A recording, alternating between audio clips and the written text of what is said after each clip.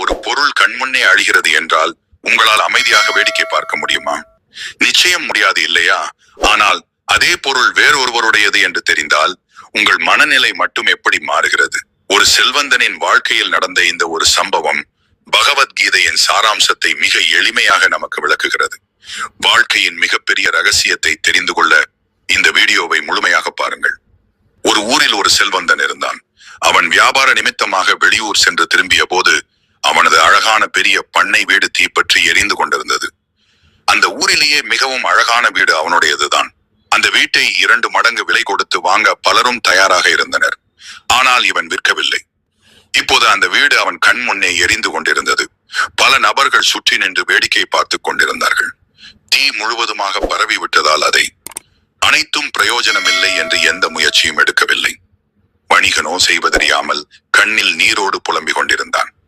ஐயோ, என் வீடு என் வீடு என்று அலறினான். அப்போது அவனின் மூத்த மகன் ஓடி வந்து, தந்தையே, ஏன் அழுகிறீர்கள்? இந்த வீட்டை நான் நேற்றே 3 மடங்கு லாபத்திற்கு விற்றுவிட்டேன். இதனால் நமக்கு நஷ்டம் இல்லை என்று கூறினான். இதை கேட்ட வணிகனுக்கு ஏக மகிழ்ச்சி. அவனது சோகம் அனைத்தும் மறைந்து மகிழ்ச்சி உண்டானது.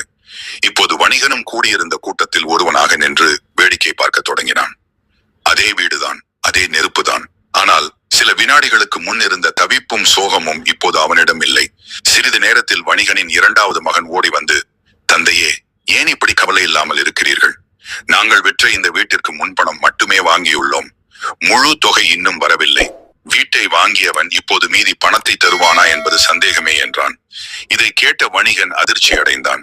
மீண்டும் சோகத்தில் ஆழ்ந்தான். கண்ணீரோடு மீண்டும் புலம்ப ஆரம்பித்தான். தனது உடைமை எரிகிறதே என்ற எண்ணம் மீண்டும் அவனை வாட்டியது.